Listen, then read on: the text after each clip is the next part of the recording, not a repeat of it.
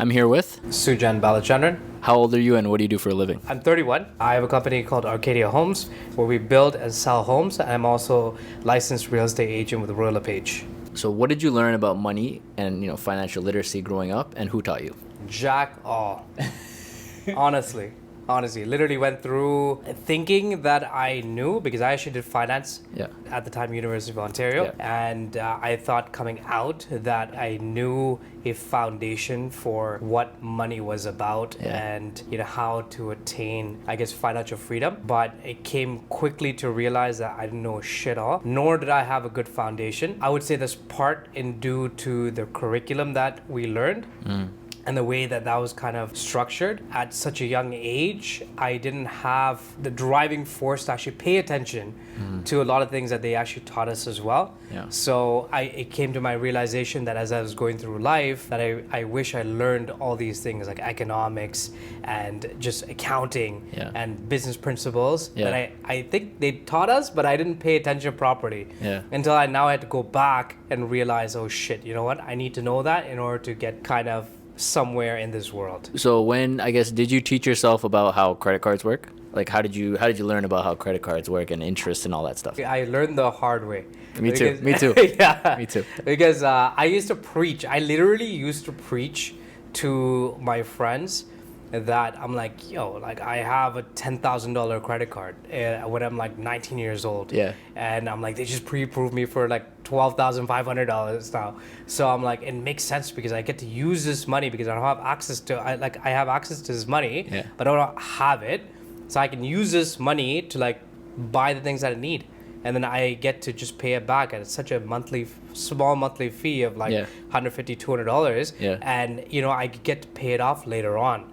And I quickly snowballed. It was a very slow burn where I didn't get burned right away, kind of like any bad habit, right? So were you just making minimum payments or waiting? Me too. Yeah. And just kind of getting through and like... Because we didn't have that talk, hey, you want to pay off the full balance, right? We never had that talk, right? Bro, I had good friends of mine that they had that type of mentality where they were like, I'm paying my shit off, that's it, right? And I would literally talk them like, not talk them into it, but I would give them that spiel. I don't think they followed it. Good for them. Were you about leveraging? You were all about leveraging that money? All about leverage. And what did you do with that money? To be totally honest with you, I just lived life. I got rentals. I got like places. I went on trips. I went to like different places. And to be totally honest with you though, like I don't think I would love to change it like so that I could have built a better foundation for myself to kind of go off of, so I could have started off like running. But it is what it is. I don't have any regrets in regards to what I experienced because I can never get those experiences back, and I didn't have that liquid cash available to me. So it was just what I had to do, and it's not like I went into like $100,000 worth of debt. I did not. Luckily. On a credit card, that would have been fucked. Bro, I would have got fucked, right? So when did you get that credit card, and when did you learn, okay, I need to start fixing up and doing this the right way? That's a good question. I think I learned probably. How old were you when you got the credit card? 17, 18. Okay. With good old RBC. And probably by the time I learned, I was like 30. I'm just kidding. That doesn't make any sense. Right? You're like, yo, what the fuck did I just learn? But no, like probably like early 20s, like 23, 24. As I was kind of getting into this scheme of things, and like I've gone through the ups and downs, and I think though, like honestly, reflecting on the way that I operate, I'm way better kind of hands-on. So what do you mean? No matter how much I would have learned the theory of it and the concept of money and things like that, you need to live I had to go through it. That's like, I guess, my karmic debt of having to go through it. Bro, I live the same exact thing, bro. I live the same thing. That's why this show even exists right now. You know what I mean? Yeah, exactly. And it's so important because there's a lot of people in our exact shoes that are like in their early 20s. Yeah, exactly. Right? And they're gonna watch this and they're gonna have to go through it themselves. We're gonna drop like, you're I know that you're like interviewing and dropping so much knowledge and golden nuggets that will help people save tens of thousands of dollars. Imagine your 20-year-old self watch this. You know what I mean? Exactly. But at the same time as Yeah. well, I do strongly believe that Yeah. there's going to be that sort of people, like Yeah. certain amount of people. Regardless that of what are going happens, they're to- still gonna go through it. Yeah. They're going to have to go. But that's totally fine as Yeah. well. Yeah. Not to beat yourself up, because Yeah. I used to beat myself up a lot about Yeah. it. Yeah. And I had to just kind of come to terms, because Yeah. I'd rather do that at that age Yeah. as opposed to being 40 or 50 years old, having a lot of obligations and a lot at risk, and then trying to figure this out. Yeah. So it's kind of the nature of it. And some people learn it from when they're like literally getting raised, and Yeah. they are very, very Fortunate. fortunate. Yeah. Right. And Yeah. then we have those people that learn Yeah. that and they still fuck it up. Yeah. It is what it is. Yeah, exactly. How are you with saving money at that time? At that time, oh no. No. Like I probably put away a little bit. A little bit. How did you But- know to do that? I guess instincts.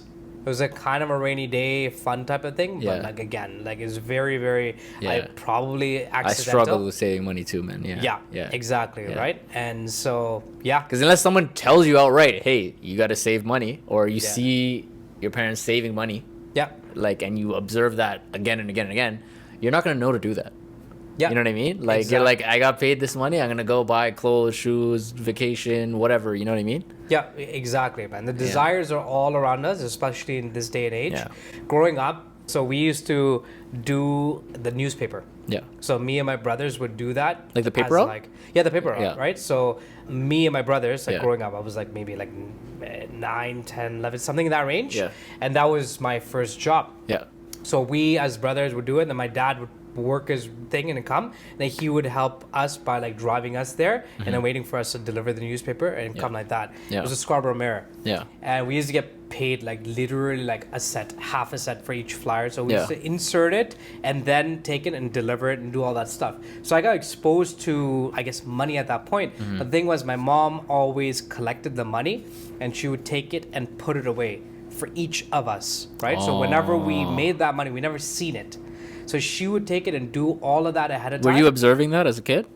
Did you notice it, or like I you- did notice it, but I Okay. was like pissed off about it because I'm like, yo, You I wanted want it now. that. You wanted it Like, now, yeah, right? because we never had any money. We never had lunch money. Yeah. We never had like stuff like that because again, it's like I have 4 other siblings, so Yeah. 5 kids. Yeah. My father is the only one that's like, you know, actually going out working. My mom's taking care of us. Yeah. You know what I mean? So Yeah. like, and this is all happening. So we're like literally paycheck to paycheck type of thing. Yeah. Even in that, my family was running mainly due to my dad being the breadwinner, my mom managing the finances. Yeah. And we had it like a your great mom was really life. good with managing the finances. Exactly. Okay. Right? So she kind of like she did this with great intentions in mind because she's like, you know what, if I give it to a 10-year-old kid Yeah. like 40-50 bucks, this Yeah. guy's gonna go blow it on random shit. Did your brothers want the money right away too? Like, I guess we just learned it Yeah. that was the norm. We didn't have a choice. Yeah. So she would save it, and Yeah. then when it came to like certain things, she would like, you know, give it to us as our allowance to be able. So we kind of worked for it, Yeah. and then she managed it and gave it back to us. Yeah. So it was a little You got bit more of a that delayed structure. gratification. What's A that? little bit of delayed gratification, right? Delayed gratification, exactly, Yeah. bro. But the thing was, what now and looking back at it, it was great that happened, but like it never taught me how to manage my finances at such a young Yeah, age. maybe because of that, maybe that's why you like didn't save your money and you spent more, right? Because you're like, I don't want to withhold this money, right? Yeah, exactly. Because I've always been like not a heavy spender. If we're going out, I don't want to have to like half-ass the food. You know what I mean? If we're going out on a trip, I don't want to have to be like, okay, you know what? Like I'm not gonna spend this extra dollar because it's gonna fuck me up later. I look at it like, okay, you know, we're here.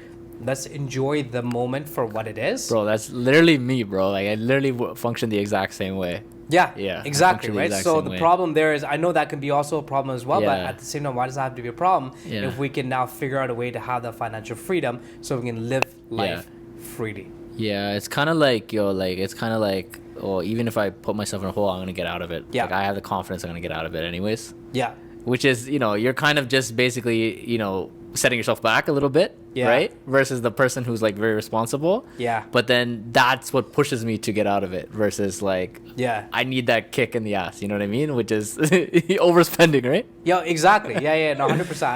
I can empathize. Bro, with I you, thought I was the same only thing. one who worked like this, bro. Bro, we're fucked up. Yeah. We're fucked up, but it's fucked up in a good way. Yeah. Because it just like I guess you work better when your back is up against a wall type of thing. Yeah. And the problem solving instincts just kind of kick Yeah. in. that fight or flight, you're like, I'm gonna fucking figure it out. And if not for that, I wouldn't have learned anything about financial literacy, right? Yo, exactly. I wouldn't, right? because like if you know everything, then I have no reason to even find out that half the people out there are in the same exact boat. You know what I mean? Exactly. I would say more than half, way more than half. Yeah. Exactly. Everyone's lacking in some aspect of financial literacy, no matter what. Yeah, exactly, right? man. And some people they go through the whole life and they never learn, right? Well, that's the thing, right? You don't know what you don't know. Yeah. Exactly. Where we are in history right now, we have access to any fucking resource that we can think of. But that's also the blessing and the curse, because we have too much information available to us. Yeah. So it's so contradicting and it's confusing, and everyone knows everything nowadays. And then there's always a monetary aspect of it, of something that they're selling as well. So it's like, it's very hard to come across like channels like this, even like that is just kind of doing it to get the word out. And then, but at the same time, it's about also the person that's taking in that information, what's the next action that they're gonna fucking take, and the free thinking aspect of it, right? It's like, be a student, don't be a follower. Jim Rohn says that all the time. He's like, don't take just what I'm saying and fucking follow it. Take it, digest it, and then make your own thoughts. Exactly. Right? Form your own thoughts. Exactly, right? So kind of digest it and then act accordingly, so make sure that that aligns with your beliefs and principles. And we're programmed to the opposite. Exactly. From school. School, right? Bro, That's deep. Yeah. Did you know to save for a house at any point? Like, when did you say, hey, I should start saving for a house or something? Or property, to buy property? No, I never saved for a house. You never did? No, not intentionally. Not intentionally? Yeah. Okay. I used the rule of leverage. Yeah. When it came down to me purchasing, and then using my funds and then partnering and things like that. So it always came down to strategy. Yeah. And I wasn't left with some sort of like access to the bank of mom and dad. Of course. So that was also hard. So In your opinion, do you have to own the home that you live in to build wealth? Hell fucking no. You don't have to. I feel that there's a misconception. You can definitely, I don't think there's anything wrong with owning your home, because that's also building to your equity. But then if you chose to rent, because that just made more financial sense in that time, and then you're going to, and again, I believe it's all strategy. And the strategy that works for me may not work for you, and vice versa. So it's about understanding your own financial position and your goals, and then trying to attain that. Now, if you think that you need to own your home and then that's how you're going to build wealth, that's what wealth is to them. Right? Or if you want to have like hundreds of millions of dollars, that means that you need to rent something right now because you don't give a fuck, and you just want to just do that so that it frees up more cash flow and do that for the big picture. Then that's also right as well. So it's like, I wouldn't discriminate on Yeah. The reason I asked that question is, I'm sure you know, a lot of people think that is the only way to build wealth. You know what I mean, right? A lot of like in South Asian community, Tamil community. That's the safest way. But they think it's the only way. To them, it's the only way, right? I think that's being broken up now, though. Really? Right? I think the older generation, that's what they believed in, and like again, as a real estate agent, that's because that gets passed down to the kids, and the kids believe that, and then they buy a house that they can't afford. You know what I mean? That's the problem, right? And that's one thing that I realized as well when I first got into it, and I was very, very grateful, like in terms of the real estate aspect of it, with my training and things like that as well. Like it was instilled, like it's not just about like people will come and be like, oh, I need to buy a house, and this is why, this and that. Understanding the pre-qualifying process is very tedious and important, because now you can understand what their goals are, not just fucking sell them a house just to sell them a house, but to understand why their goal is, and sometimes be like, no, like maybe it's buying a house is not the right thing to do right now. But again, understanding that, I would agree with you in regards to that's something, especially the older generation, and especially in the South Asian community, they have kind of grown up with that. But that stems to back home as well. There is legitimacy in it. Right? But is that the only way? And especially in 2024, 2025? Hell fucking no. And you 10, 15 years ago, yes, 100%. That's but no even brainer, then, right? Right? Even then, there's other ways. It's just the access to that, I guess, was harder. Where, like, again, like 15, 20 years ago, especially as an immigrant family, that's kind of what you're going to kind of go to, right? You're not going to be going into like all these different business or e-commerce and like stocks and things like that, all these creative ways now, but it was either business, like a brick and mortar business, or real estate. And they kind of merged most of the time as well, right? If you're running a successful business, might as well own the real estate you're sitting on. And if you were to start all over and you're going to purchase real estate again for the first time today, how much would you allocate of your monthly income to your housing costs? Towards my housing costs? Yeah. If I was to purchase. Or, I mean, it's the same thing, right? Whether you rent or you own, like, you don't want to overspend, I guess, right? Like, and then you leave yourself with nothing and no cushion, or you know what I mean? Yeah. You know, and how much would I be earning at this point to answer that question? That's a great question. Yeah. Because if I'm okay, no, it doesn't matter how much. It doesn't matter how much. Like what is your like? Basically, the reason I asked this question is because, as you know, like you get pre-qualified for one amount, but that's before taxes. Yeah.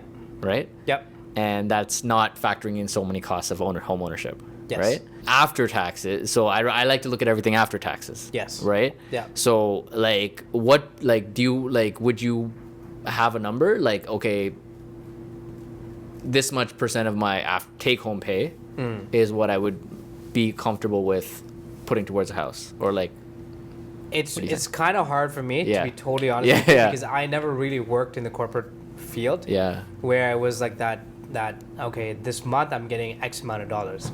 So I got into this whole entrepreneurship and like sales commission based living. So some months is negative $3,000 is coming into my account, or sometimes I'm getting 20 grand. So like my budgeting was also kind of figuring it out as I went. So that again, like ideally I would say about 30 to 40%, but then also depends on the person as well. So like I wouldn't give a general number. It's kind of hard for me to say, especially when I'm talking to people and advising them as well. I try to look at their general idea and then have an idea in terms of their lifestyle and all that stuff. For me, I like to kind of spend money on learning, on traveling, and then also my like assets and stuff like that, which I get to enjoy as well. No, that's why I asked the question, right? Because like you know, like we just talked about, like a lot of times people, you know, they purchase a home or whatever, and they like obviously they're qualified for the home, but then after the fact, you know, maybe 70% of their take home is going towards the house, right? Exactly. And then they're basically they become in revolving debt for the rest of their life because they were qualified for more home than they can actually afford. You know what I mean? And now you can't invest, right? You can't travel. You can't, you know, do so many things. You know what I mean? So that's why it's like you're literally house poor. Exactly, right? And for me, what I've found is there's this guy named Ramit Sethi. I don't know if you heard of him. Okay, no. He's this American guy, this Indian guy. He wrote this book called I'll Teach You to Be Rich. Okay. And he has never owned a home in his life. Okay. And he's like a multi-millionaire, and he's never owned a home, but he's a multi-millionaire, but he's been renting his entire life. So what he does is, for example, he said he lived in New York in a $3,000 apartment, and if he were to own it, it would have cost him $6,600 a month. Okay. The same one. So he basically took $3,600 and he invested it into the market. Oh wow. But he had that financial literacy every single month. So imagine, think about how much that would compound, right? Like it's what was that, like 40, 50 grand a year or something like that? Compounding, and you're making like 15-20% probably return. Well, if even in the index you were getting, you know, 10% a year, right? On 50 grand, right? For let's say 10 years. Right? And then but now he's looking to buy a house now. He's in his like mid 40s. Right? Because he probably has a few million to blow. Because what he talks about is the phantom cost of home ownership, like, you know, interest, maintenance and repairs, property tax, all that stuff, like basically costs that you won't get back, right? And he's like how like a lot of people when they buy a house and then they go to sell it, they're like, oh, I made $700,000. Well, no, you paid this much interest, you did this, right? So that just like blew my mind, because I didn't know that. Like a lot of people don't factor that in. Exactly. So that's why he said the rule of thumb is like the maximum you should put to your shelter cost is like 28 to 33% of your take home. Okay. So that you have the rest to live a comfortable life and do the things that you love doing without going into debt. That's a really good. You know what I mean? But take home. That's take home. That's the take home after taxes. So that's when I learned that the bank doesn't qualify you for your take home. they qualify you with your gross. Yes. Which messes a lot of people up, right? Exactly. Yeah. So that's why I realized that's a huge problem. Is there an idea in regards to why they do that? Is there a reason that the banks are kind of conditioned? Hopefully, I get a mortgage person on and I can ask them that question. Yeah, that'd be very interesting to understand, because obviously that gives, again, when we're working with the mortgage broker as well, that gives them more, even when it comes to rent, it comes to home purchases and stuff like that as well. They do use the gross amount, which gives them more qualification. But again, like, I never understood why. But that would be very interesting to understand. Because taxes, the underwriting of it takes a lot of that away. They're gonna fucking rob you at the end of the day anyways. They're gonna take it. So like, why are we living in this fantasy world where we're like, okay, you know what, let's assume that you're getting X amount of dollars. What is the benefit to that? Right? It's a little bit more riskier as well if you really look at it. Because what Ramit was saying is like how back in the day, you would basically have let's just say the household income was like 25K. The house costs, I think it was like 125 or whatever. The household income is 50K. You put 25K down. The house costs like 5 times the income or whatever. It's like 125 or whatever, or 150 or something. And your mortgage, everything included, is like 1250 or whatever. This is when? Who knows how many years ago, whatever, 40 years ago, whatever it is, back right? in the days. But at that point, that was the 28 to 33% was actually fitting, you know what I mean, of your take home. And it was like that rule was actually followed back then. Right? But now the rule is not followed, obviously. Right? But again, where did the rule come from, and where, I don't know, like, who came up with it? Obviously, they're not telling you the secret in school, right? You know what I mean? Exactly, But why do you think that is, that rule doesn't apply? Because, again, if you're making, let's take a decent, like $60,000, which is a pretty decent income. And you take 33%, that's $20,000 for the whole year. And if you take that and divide it by 12, what is that, like $1,800? Something in that range, $2,000. That's gross, right? Or you're talking about net $60,000? Well, $60,000 is, again, a gross number, I would say. But let's just take it, for example, as a net amount, 60 grand, I think, and then 30% rule, 33% rule will be 20 grand for the whole year. Now, again, it's tough. I mean, dual income, it would be 120. Dual income, it kind of makes more sense. But then again, with that as well, now home ownership is now bleeding as well, because of the fact that people can't save up $100,000-$200,000 without leverage, strategy, and help. So it's more like, if you go to rent, yes, you can do it, right? But now, you know, inflation, like, the thing is, like, everything. Most people are not gonna start a business. Most people are not gonna, you know what I mean? The average person is gonna work a job. Right? 100%. Right? And then even within that's that, why they need a lot to of people figure out. And it's like, you can't say that you can't do it. Because I see a lot of people that are making sacrifices and doing it. It just comes down to being squared in on, like, what is your goal? And I think that we all have the same 24 hours, right? Exactly. Right? We all have the same opportunity, right? Exactly. It's just about how much you want and what you want. What you're willing to sacrifice as well, right? Exactly. And it doesn't mean that one person wants may be better than the other person. Again, it comes down to who they are and them knowing themselves. And what kind of life you want to live, right? Legit. Like, what's important to you in life, basically, right? Exactly. Like, some people, like, owning a home is like the thing, like, you know what I mean? And then, well, you got to do what you got to do to make it happen then. But there's nothing wrong with that. There's nothing wrong with it. It's beautiful. You take it, and again, at the end of the day, as long as you don't fuck around with it and pull out all the money and all that stuff, in 25 years, you're going to be debt-free from it, and now you own that piece of property. In that 25 years, that and like my thing, my personal opinion is, like, the beauty of owning a home is you can control the biggest expense of your cost of living. You know what I mean? As you pay it down. Right? Assuming you can comfortably afford it, right? Like, within the rules, right? That's the biggest thing. That's the biggest thing, right? It's affordability at the end of the day. You have a huge advantage, because if you can pay that down, that's how you get to financial freedom. That's one way to get to financial freedom. Exactly. Right? So again, it's just simplifying it as well, right? You just get it. Again, you date the rate, you marry the price. People are always like, we're growth oriented species. And I think that the time of, like, staying with one company for the rest of your life and making 40 grand is gone. So we're just naturally going to be looking to, you know, increase our income, and, like, everything is going to kind of go along with that. So long story short, if you can buy a house that you're okay with and you end up sticking with it for 25 years, you literally have a paid off asset. And if you're doing that at the age of 30, by the time you're 55, 60 years old, you have something paid off, retirement, you're good to go on that end. Yeah. Right? But then again, if you want to have 5 fucking houses, or you want to have like $100 million, different strategy that you need to take. Yeah. But with this one, the alternative is the person who rents and does nothing with their money, right? That's also one that aspect person of it gets as well. fucked. Essentially. However, if that person decides that he wants to do that, like again, when I first started in real estate, I used to help a lot of people do leases. Yeah. Because that was something that I can get my reps on compared to just purchasing and sales. Yeah. So as I was doing that, I was coming across a lot of people that were making like 80, 100 grand, 120 grand back then, like almost like 8-9 years ago. Yeah. And I was just like, I was trying to convert them to be like, I don't understand why you're making this much money. Yeah. You have good credit and Yeah. you're not purchasing. Yeah. Biggest kind of like barrier for them was they had no down payment. Yeah. Now, also the other aspect is they had no care to even purchase a house, even though they had all the credentials that went along with it. They'd rather because they're business owners or they're working like working jobs. proper jobs. Okay. And their thing was, it was their lifestyle.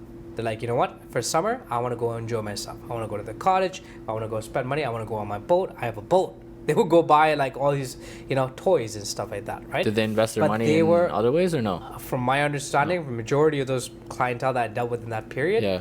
not necessarily. They had very similar lifestyles. Yeah. And again, they were happy. Yeah. So That's the that most important question thing. comes down to that Yeah. aspect. It was like, why do we need all these lavish things? Nothing wrong with that. Yeah. But at the same time, not having those lavish things, nothing wrong with that too. Yeah. Right? Yeah. So I guess it comes right back to what we've been just talking about for the Yeah. last like 20, 30 minutes. Yeah. It's about that person, what they want, and kind of going with that. How old were you when you learned what a credit score was? 18, 19. 18, 19. Yeah. Okay.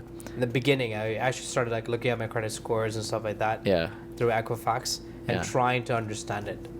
Okay. So I was just curious about it. I'm very like data driven, Yeah. numbers oriented. Yeah. So and I really Yeah, that's pretty early though. 18, 19. I learned it like way later, but yeah. Oh yeah, eh? How Yeah, did so you you, learn it? I don't know. Like I think, honestly, I don't remember.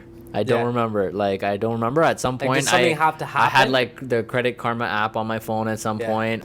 I heard of Equifax. I was like, oh, what's that? And then I Yeah. found out that's where you can find your credit score. And then I started looking it up. You know what I mean? Yeah. Well, maybe getting a car loan. I think like at that Ah. point, maybe. So when you learned about a credit score at that time, your credit how was your credit?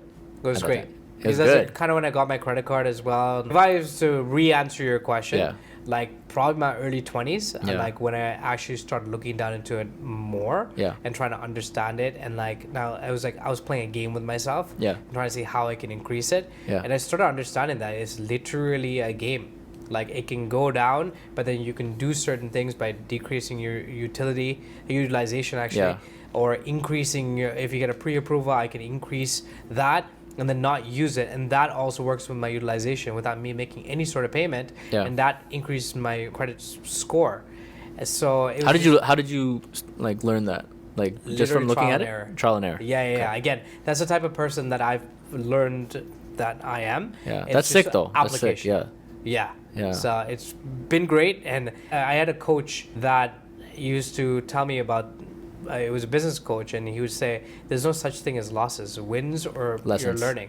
Lessons. Right, Yeah. exactly. So like that has really stuck with me, and I really look at that. And I've lost a lot of money, but I've learned too, a me lot too. for it. So I spent money to. Yeah. We've both spent Yeah. money to learn. Yeah. Right. Some were in our kind of consensual. Yeah. A lot of those were, against our will, but it is Yeah. what it is. Yeah. If you had to pick one piece of information Mm-hmm. that has impacted you financially the most, what is it? I would say dividing your income and having like baskets for it. So you mean budgeting, or no? Literally You mean budget? budgeting. That's another question. Literally budgeting, but I don't look at it like that. Okay. I learned this through Jim Rohn. I love this topic. Oh, This yeah, topic. yeah, This yeah. is so big for people, you know? Oh yeah, right. Like, Yeah. what you do with your money, back. right? What you do with your money. It's very Exactly. Yes. So it goes back again. I still have a hard time like properly executing it, but I Yeah. do believe in it, and I know that I will master it eventually. But I really believe in that aspect of it.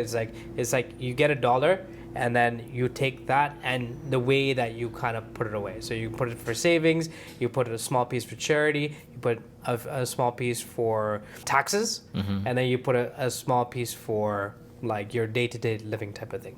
And then as that just keeps building, and as long as you can stick to that, if you understand that it's not adding up, and then your lifestyle it requires more, that just requires that you need to either make more money or either reduce your expenses per se. Within savings, do you split it up between like saving for different things, or saving this money saved is going to be invested, or like it's just a big bucket of savings? No, just a big bucket. And then you take it as you need, right? I guess. Exactly. I haven't gotten to that stage yet. I think I'm on the verge of it. I've been trying to like really get into understanding money properly.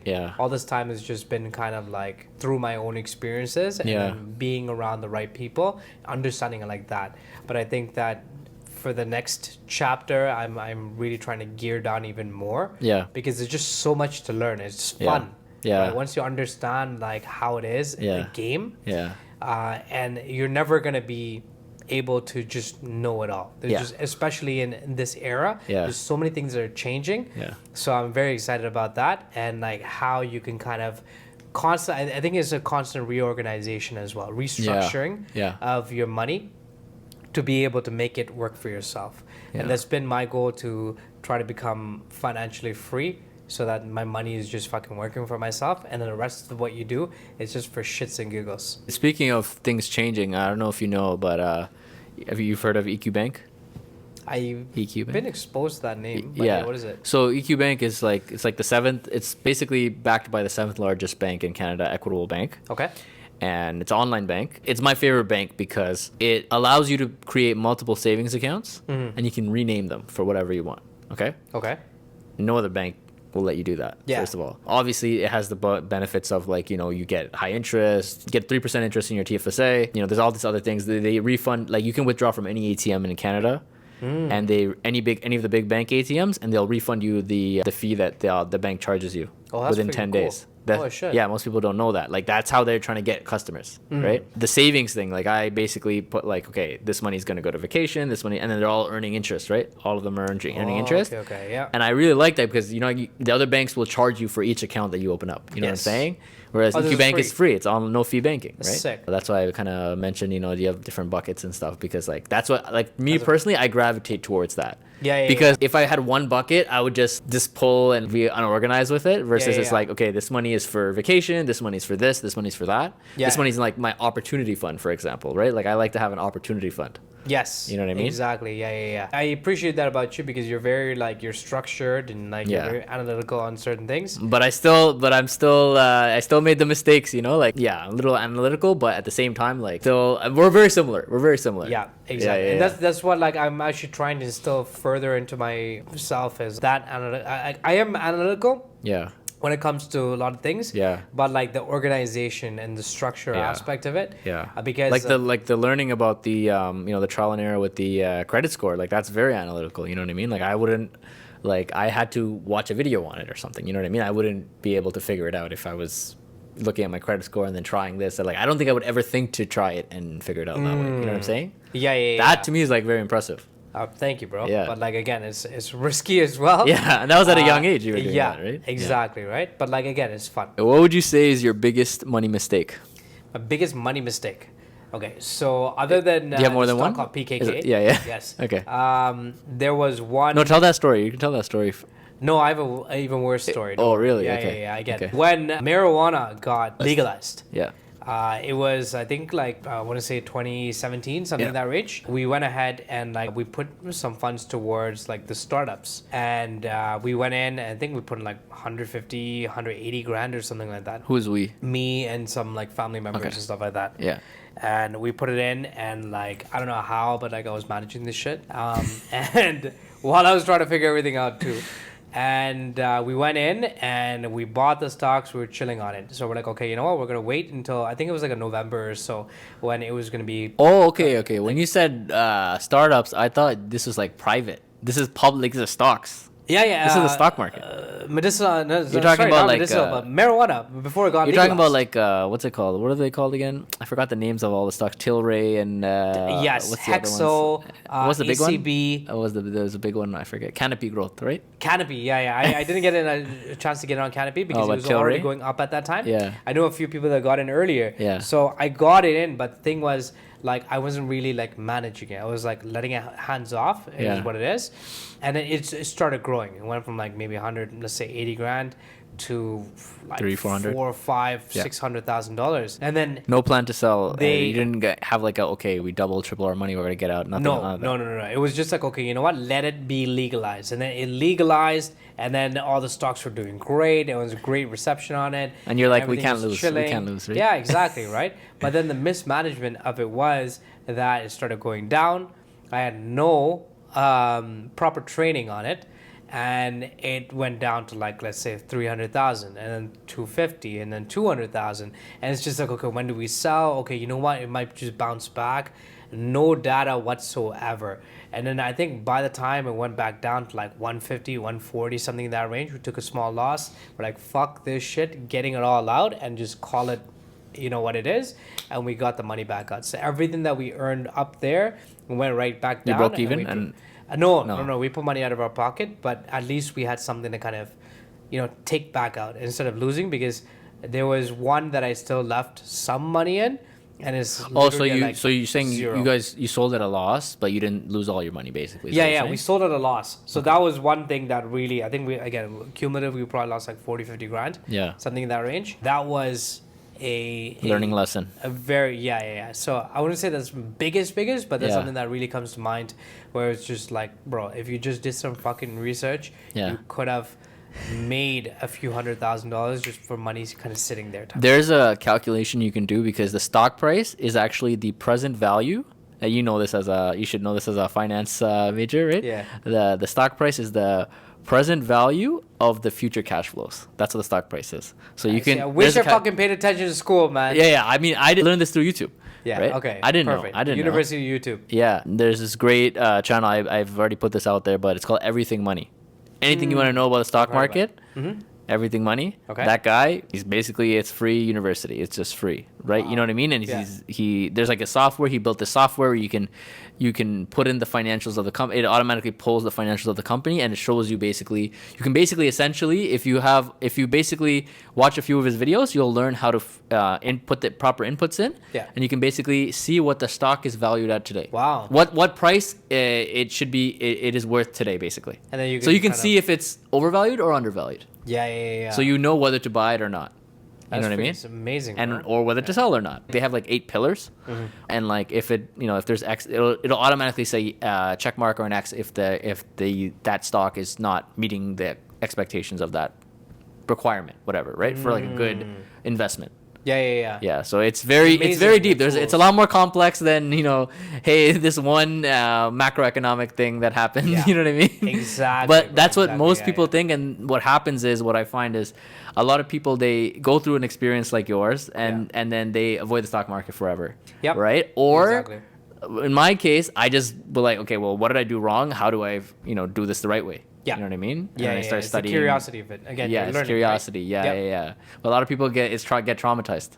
Right? Yeah, exactly. It's tough. You have to be exactly. Yeah. And then they think like the whole system's rigged and all that stuff, right? Yeah. To be honest, I went through that as well. I didn't kind of accuse the system of being rigged. Yeah. But it was more the fact that I came to an understanding. I'm like, you know what? Like, if you're gonna play with something like this, you need to give it the attention that it deserves.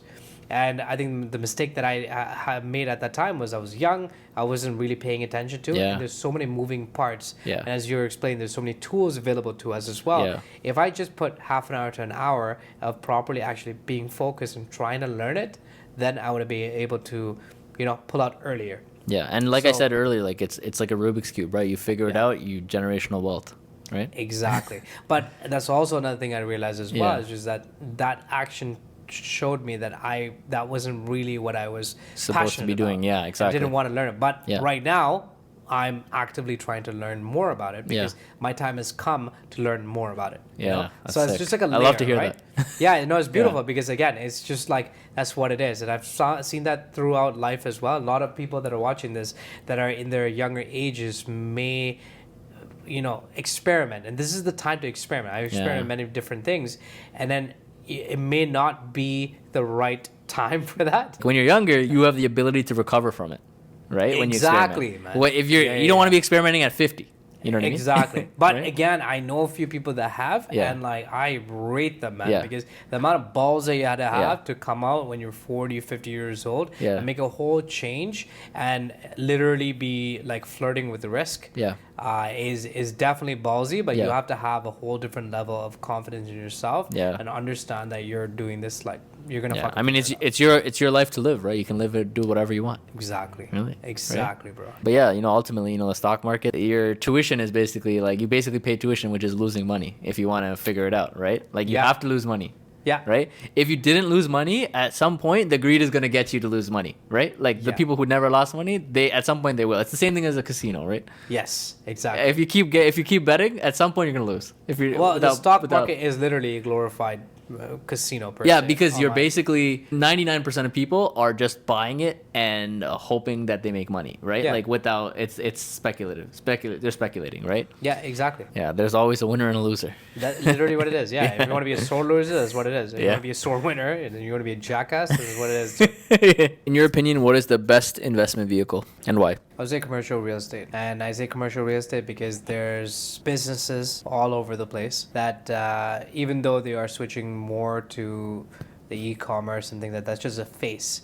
There's always going to be that brick and mortar type of business, and they need a place to be able to operate from. So as commercial plazas, you're housing these businesses that are making money. You're not really governed by the tenancy board. So if someone's not paying their rent, you literally change out the locks and you can recover your money within a month or two. You're not waiting for a year. Yeah. So from a perspective of risk, you're able to kind of minimize that.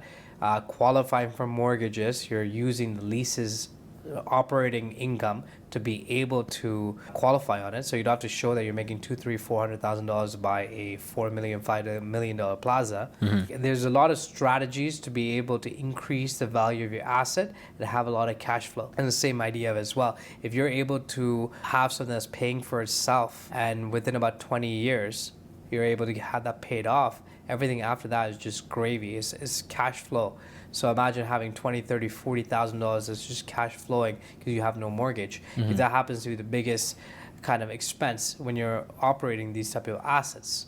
So that is what I strongly believe in. So when you say commercial, do you mean like retail? Do you mean retail, or do you also mean like multifamily apartments as well? I'm personally talking about like retail plazas. Plazas, right? Multifamily, I am kind of like bearish on that. Okay. I wouldn't mind having that mixed in, like a mixed use type of kind of plazas or kind of residential buildings. Like apartment, and then like on the bottom there's plaza tenants. Essentially, but predominantly retail with a few kind of sprinkled in there to kind of diversify. Yeah. But personally, I don't really believe in the whole multifamily and owning like 100 doors, 200 doors. Yeah. The management of it, the risk associated with it for non-payment, the wear and tear, the how much you can increase the rent by. There's a lot of limiting factors there that you're kind of operating with. There's a lot of also like because like in an apartment building you still have the same risk as somebody who's renting out a single family house, right? Like in terms of non-payment. Essentially, 100%. Right, you're playing by the same rules. Yeah, you're playing by the exact same rules. Even if you have like a 100-unit building. Oh, right? 100%, same right? thing. But then again, you're going to have, exactly, right? But not to say that, because you're going to operate at a different level at that point. Yeah, when you're having you have a property manager. Property management, you have a better assessment of risk. Yeah. So out of that, even if you have 90% of good tenants, you still have that chance of, 5 to 10% that will be fucking around. That decreases your cash flow. Now you're stuck, you're taking losses. You come back, you finally kick them out, and then you have the whatever it's going to cost to maybe fix one of those units and then rent it back out. Mm-hmm. All the meanwhile, if you have really good tenants that are not going to leave for 5, 10, or 20 years, you're kind of rent locked. Yeah. Right? It's only kind of increasing in and around the same amount as inflation. So your rent is not really as high as what it could be. Yeah. So a lot of limitations here, and that's what I'm not so much of a fan. There's people that are making a killer on it. There's people that are able to enter into that market, and good for them. But personally speaking, I strongly believe in the commercial kind of retail game. Yeah, when I think of that, I think of Ben Mala. You know Ben Mala? No, I don't. Oh my God. Yeah, you're exposing me to all these. Really? You know Grant Cardone, obviously. Huh? Grant Cardone. Who's that? I'm just kidding. We've been through this. Yes, we have. Yeah. Ben Mala, he's like he's with like $500 million or something in the U.S. His real estate portfolio is hotels, commercial like plazas where his tenants are like Home Depot and like the really anchor tenants there. Anchor tenants, grocery stores and like nail salons and all that stuff. You know, that's stuff that's always not going anywhere. Right? Exactly. You're always going to need some sort of like, again, there's online storefronts in there. There's always still going to be the need for something physical, right? Yeah. And then you still have the startups that are coming in and different risks that you can associate with. But yes, I would say that right now, there's probably, again, a bunch more out there that I'm not touching on, but this is something that I strongly believe in. That's great. I love that answer because no one's given that answer yet. So nice. I like that. Yeah, beautiful. Commercial real estate. So how much do you save or invest per month? Or how much do you think people should save? Or like, I guess we kind of talked about this. Like, I don't know what I have a feeling I know what your answer is going to be, but yeah. $0. Yeah. Fuck. I need to get better at this. I would say, honestly, again, I would say like 10% is a good number to kind of start with. Yeah. But then increasing that would be, again, like just saving the money, there's no point. Yeah. I wouldn't say saving your money. I would say like an investment fund. And then taking that, just like what you were talking about earlier, the guy took the $3,600 and started investing in every month. Yeah. That approach. You have to have the knowledge and conviction to do that though, right? Like, you know? Yeah. Fortunately for him, he probably, you know, got some good advice or something early on to even know that, right? Yeah, exactly. Yeah. But like, that's the beauty of it as well, right? Like if you're like, okay, I'm gonna wait until I got $100,000 to invest it, you're missing out on all that opportunity in between. Yeah. And then you're putting so much. Your buying power is getting eaten away. That's one aspect of it as well. And then now you're putting so much kind of on the line. And you're like, oh, it took me this much time to save this much money, and that 100,000 is my life savings, and whatever I invest this into, it has to be perfect. But you're never going to invest it. Exactly, right? Or you're putting so much, and if you lose that, you're going to be fucking depressed. Compared to if you're doing it in small bits, like, you know, 1,000 or 2,000. Literally even $100 a month, bro. Like that'll go a long way, bro. Like for a lot of people. Exactly, and but everyone can afford that too. Right? That's what it is, right? Like the small bites, and then eventually you're like, oh, okay, so I didn't lose all my money. Actually, my capital appreciated. Yeah. And now maybe I should start doing $1,000 a month or $500 a month, right? That's going to automatically happen though, right? Because if you're doing it every month compared to you doing it one time a year, you're getting 12 reps in there. And you're seeing that $100 that grew to $112 and went down to like fucking $78 and then went back up to $115. So if you are actually keeping on top of it, instead of like old Sujhan who just put the money in and forgot about it, and you're actually tracking, you start to see the trends, and then you start seeing your money kind of increase as you're putting the extra $100 in, then you're automatically going to start getting conviction. But I think the biggest thing that kind of disables all of us is literally action. We're not taking the action. We're putting too much on it.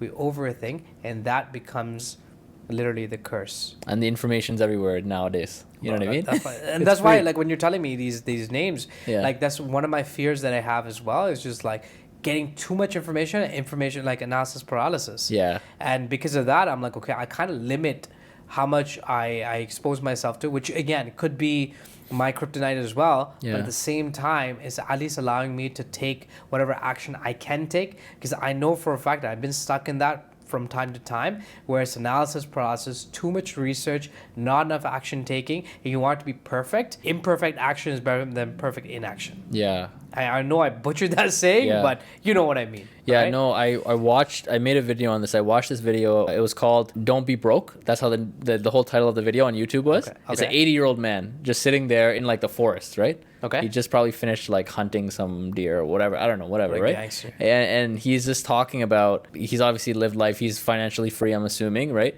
And he's talking about how, provided you put your money into a blue chip stock or whatever, it's more important to start than to worry about where you're putting your money, basically. The person worrying about I don't know where I should put my money, you already made the wrong move. You know what I mean?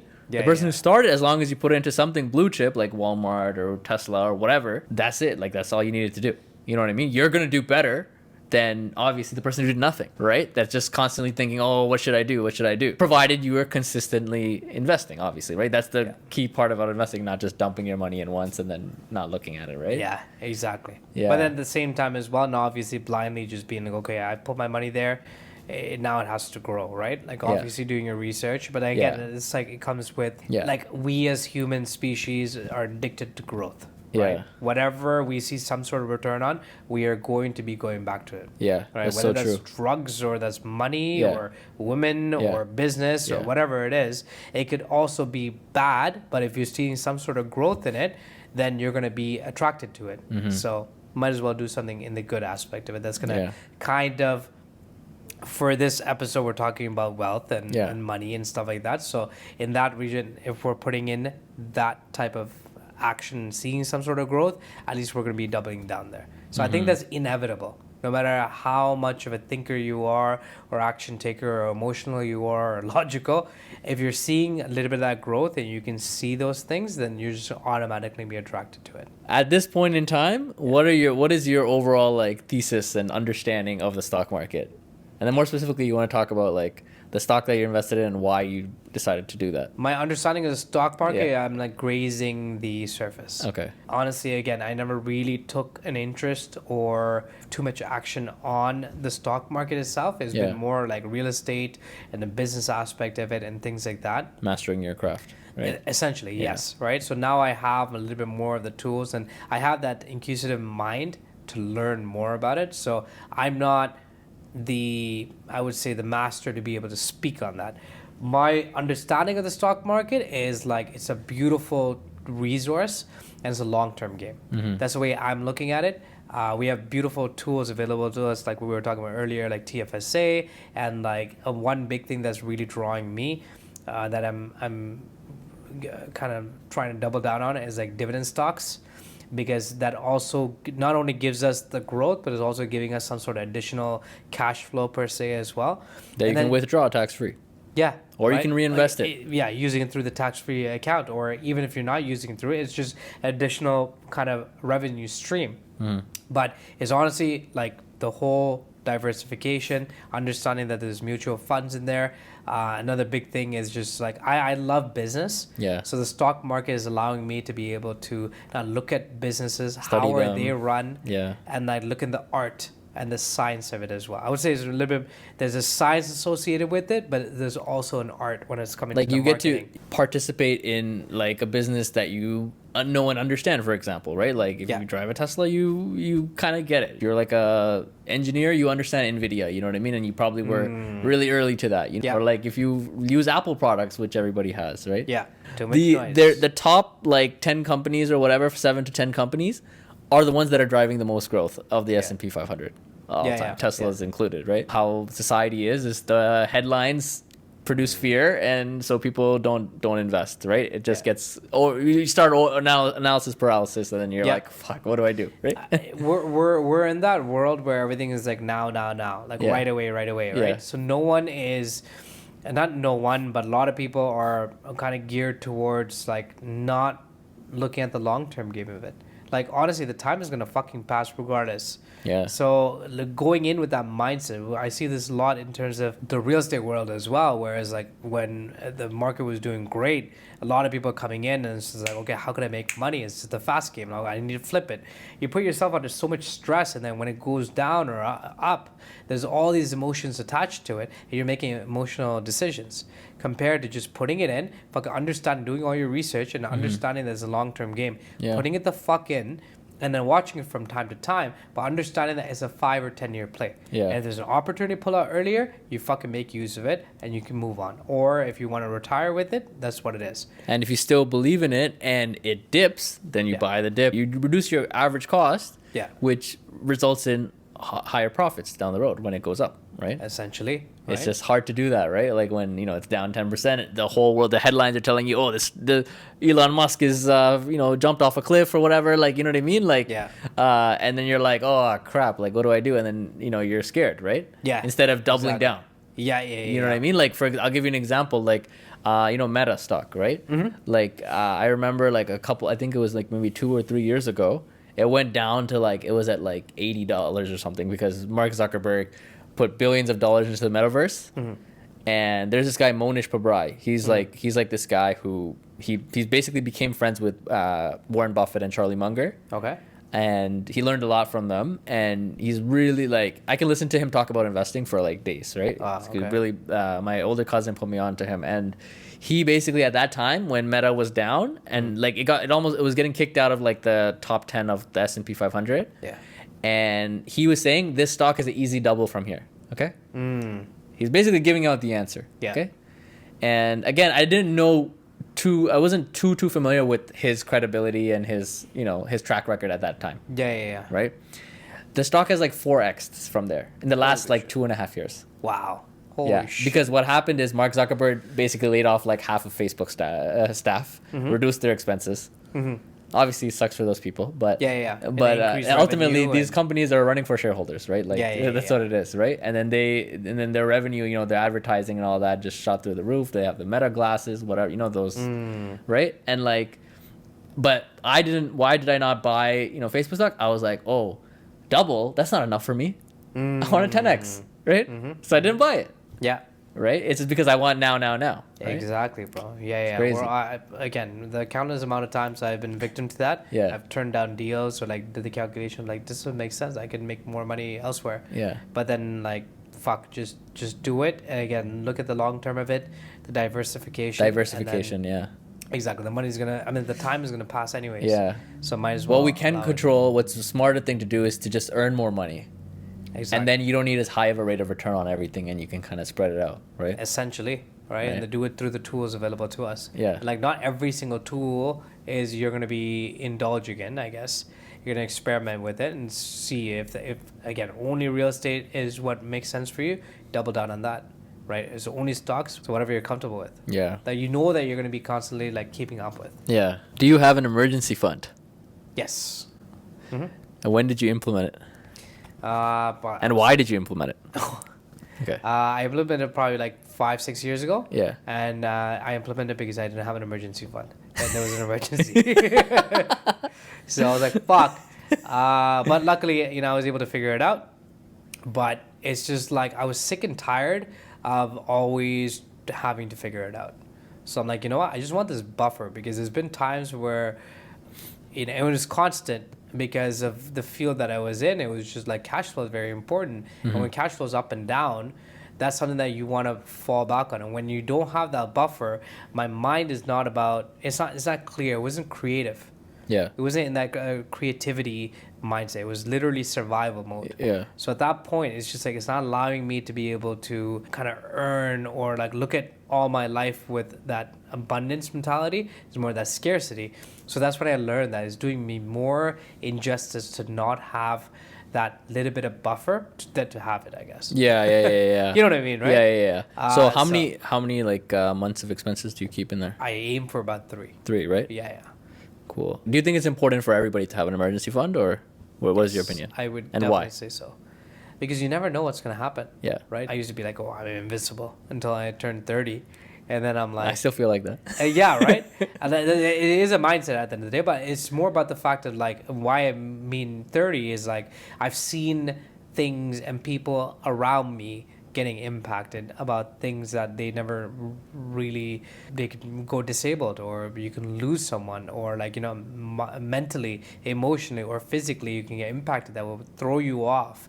So you can't depend on, especially the people that are entrepreneurs. I used to have that mindset that, okay, I have these expenses, I just have to work harder and I'll make that money. Now what happens when there's an emergency that comes up and you can't work for a month or 2 months, right? You have to be able to fall back on this. Even if you have a job that's paying you and you're able to still work through it, things happen, right? Basement floods and the insurance company denies your claim and you have to spend $40,000 to pay for it. That emergency fund is something that you can always dip into. Yeah. So I think it keeps you out of debt, right? You don't have to go and swipe your credit card or line of credit, right? Exactly. Life just being life. That's why you need an emergency fund. Doesn't matter who the fuck you are. Yeah. Okay, last question. So what is your financial goal? My financial goal. Sure. It's going to be as cliche, but to be financially free And what I mean by that is to be able to have enough money to be able to make me a passive income on a monthly basis, that I have X amount of dollars that are coming in to not only service my lifestyle, but to have excess money to be able to do whatever I please. So what I mean by that is to be able to give whatever I want, or to be able to walk in to a store and be like, I want that, and not to have to look at the price tag. And I'm not someone that has a lavish lifestyle per se, so I'm not gonna go and spend like $20,000 on a belt. I don't care for those type of things. But at the same time, like when I'm on vacation, I want to be able to go and buy a steak that's like $300 and not give a fuck about it. You know what I mean? Those type of things and experiences. So I came to understand that you don't even need that much money. It's subjective, but in the grand scheme, it's not like you need tens of millions or hundreds of millions of dollars in order to be financially free. It's attainable for everybody within a short span of time. Just how hard you want to work for it, right? And that's exactly what it is, because and then you have the rest of your life to be able to just be like, fuck off. You're kind of outside of the system. And you can do whatever you want. Fuck you money. It's literally fuck you money. So that's my financial goal. And as of right now, I don't know, it could probably change. But the goalposts will always move, right? Exactly. And again, we're a growth-oriented species. So